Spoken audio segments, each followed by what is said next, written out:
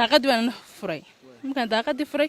waxaan arkay soo dhulka yaala laba nin oo midna xagga harka ka sii jeedo midna xagga iftiinkooda lambada suran iftiiminayso ku fooraan arkay waxay yihiin ma ogin meel ay ka yimaadeen ma ogin maxaa la yiraahdaa waxay noqon doonaan ma ogin waxay u qaateen ma ogin ma kala sheegi karayno inuu dawladi haysato inuu shacib haysto inuu cadow kala haysto intaan dibadda soo baxayeen qaylinayna waxaan soo baxay gaarigii dhaqaaqaha ka laabiyeen in wiilka laftiisa uu ciidan ka haystay ma soo weydiisan oo goobaha dadka lagu xidhay sida xarumaha saldhigyada booliska iyo CID talaftii ma tagtay halkan aynu joognaa waa xaafadda Jigjiga yar ee magaalada Hargeysa gurigan aan hor taaganahay waxa ka dhacday dhacdo la yaab ku noqotay dad badan ama dadka xaafadani la jaarka habeennimadii xalay ayaa wiil xaafadani galaya goor saqdhaxa ama saacadu ay ku dhaweyd 12 habeenimo halkani laga afduubtay ilaa haddana cid afduubatay lama hayo si ay sheegeen in dadka xaafadani degan dadka xaafadda ayaa sidoo kale waxay sheegeen in ciidamada ammaanku ay ogeysiin isla markaasina ay ka howlgaleen ilaa haddana ay socdaan baaritaano kala duwan daawadeel waxa barbarkayga taagan Raxba Maxamed oo iyadu goobjoog u ahayd markii dhacdadan ay dhacaysay in Raxma bal walaal soo dhawow waan dhawahay walaalo waxay ahayd waqtigii xalay adu abaar 12 iyo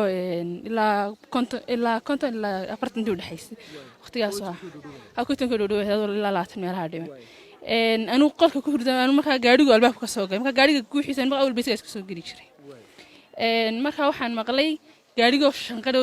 taayirka dhulka jiiday oo kale markaan waxa isma gaariga soo taraaray marka daaqadu ma gaariga kaga soo gali daaqadii baan furay markaan daaqadii furay waxaan arkay soo dhulka yaala laba nin oo midna xagga harka ka sii jeedo midna xagga iftiinkooda lambada suran iftiiminayso ku fooraan arkay markaan arkay waa maxay aan idhina deedna waa maxay dadkan soo booday bixitaanka baxaysidii iyo qaaytaanka marka gaariga taagnaa albaabkan ku shakray laakiin gaariga albaabkan gaariga ku gudbana gaari cad bahaa marka qiyaastii waxaan ku qiyaasay gaariga la yiraahdo baraadada ma seerf laba mid buu ahaa markaan qiyaasay deedna waxaan si hadaba wareeg oo qolkii ka soo baxo dibadda soo baxaa intaan dibadda soo baxayeen qaylinayna waxaan soo baxay gaarigii dhaqaaqaha ka laabiyeen barta ka laabiyeen soo baxay deedna uu tagba sidaad markaad hawsha aragtay in abtiga la qaaday sidaad u dadka u hawlgelisay markaan dibadda soo cararay markii hore koobaad dareemayba horta waan hadlo intii qolkii joogtaan toosi deedna markii dambe noqday iyo xaafadiina toosin la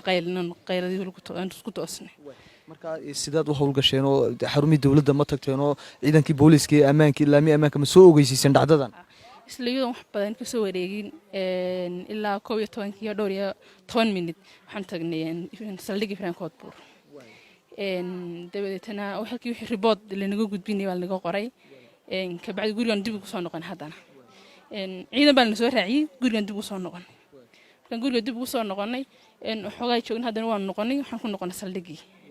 saldhigii markaa dadkii ay ogaayeen iyo dadkii wax loo yeeray ciidankii la howlgeeyay dadkii markaa loo yeertumay yaa la doonay marka sidaas bay hadda cid dhacdada u xidhan ama loo tuunsay ma jirtaa walaal laba nin baa xidhan hadda lama hubo weli natiijo kama soo xalay baa la xidhay weli natiijo ka soo baxay ma jirto daliil laba nin bay u xidhan ama kiiska geystay laakiin labadaas un baa tuunku qabo laga shigay laba nin xalay baa labadaba la soo xidhay wixii baaristii la sameeyay saaka ilaa maanta tala soomta iyo ahayd meeshii laga soo baaray kale tala soomta markaa waxay tiri laba nin markaa la tuhmayo mid ka mid ah ay in badan wada hadyo xogaa xalay hadalkiis ku celceliyeen oo soo waceen soo garaaceen intaas waa la hayaa si weli imaga qof loo oran karo cidaas uu maqan yahay iyo halkaas ku xidhan yahay iyo meeshaas uu jooga ma jirto xalay baa iyo saldhigyada la howlgeliyay oo halkii ka reportka geynay howlgelis lama sheegin cid weli markaa meelda lagu soo xidhay saakana CID da la tagay CID diina kuma xidhna baa inanku ma arday buu ahaa miyuu shaqayn jiray bal isaga warbixin naga sii may arday ma haynin in shaqaysto haa suuqa ka shaqeeya kulay meheradana ka shaqeeya assalaamu calaykum waraxmatullaahi wabarakaatu walaalo aniga magacayga waxaa la yidhahdaa Hindi Sheekh Maxamed Sahal waxaa wiilkan guriga ka maqan waa in adeerkay rumo waa Farxaan ama Ismaaciil qofba sidoo u yaqaano nuux Sahal weeyaan waa in adeerkay rumaad anigu guriga ma degani laakiin waan markaan hawsha maqlay baan imi ciyaal baa guriga joogay iyo haween deetana wuu gurigiisii nabad qabo ka shaqo tagay nabadna wuu ku soo gaadhay maxaa la yiraahdaa kolkuu gurigii gaarigii soo geliyay ayaa arintaasi dhacday albaabku haddaba isagu iska furay markaa oo aan dadka gudaha ku jira aanay ka furin deetana inankii waxaasaa qaaday oo gaariga ku qaaday ma naqaan waxay yihiin dadkan waxaan qaaday maxay yihiin walaalo kama sheekayn karo wax aanu ka sheegi karo ma jirto marka in la qaaday goormeed ogaatin idinku hadda markan shanqadhii iyo dee albaabkii inuu soo furay horta soo shanqadhii lama maqal gabar yaroo naqan baa markaa toostay oo daaqada ka soo eegtay deetana waxay aragtay rabshadii oo soo bixidayso inta taag iyadu gaariga albaabkii daarada iska soo furisay kan soo gaadhaysay gaarigu u dhaqaaqay labtiisii gaariga kaliya ay aragtay intaas wax kale oo ay aragtay ma jirin markii hawshaasi ay dhacday la qaatay gaarigu dhaqaaqay idinku wax baaritaan iyo inaad hawsha ka hawl gashaan family ahaan ma samayseen oo waayo maanaan ahayn dad jira oo qaran jira ku nool tallaabooyinka qaadeen maxaa ka mid ah walaalo dee in lasoo ogaalka dawladda la siiyo oo ciidamada la siiyo oo saldhigga koodbuur baa la tegi oo inamadu markiiba way isku yimaadeen dee inamadii guryaha lahaa ee reerahoodii ku kala maqnaa ee lala hadlay markiiba halkan way iskugu yimaadeen wayna soo raboorgareeyeen ciidanku guriga way yimaadeen wayna noqdeen wixii hawshoodaa dee ciidanku iyagaa ka hadla in wiilka laftiisa uu ciidan kaxaystay ma soo weydiisan oo goobaha dadka lagu xidhay sida saldhigyada booliska iyo CID taa laftiisa ma tagtay saldhigyada booliska waa la tegay laakiin kuma xiraysnayn oo dee qof ciidan xidhay waa la ogaadaa wixii dee xidhay horta waxaa qaatay isaga dee ilaahay baa og oo waxba kama sheegi karo waxay yihiin ma ogin meel ay ka yimaadeen ma ogin maxaa la yidhahdaa waxay noqon doonaan ma ogin waxay u qaateen ma ogin sababtay u qaateen ma ogin isagana nin balaayo lagu yaqaano oo fadqalalo badan oo xataa qofka fadqalalada leh waxaa isagoon waxba gelin baa ayaa laga filaa inuu wax soo samaynayo nin fadqalalo ma ahayn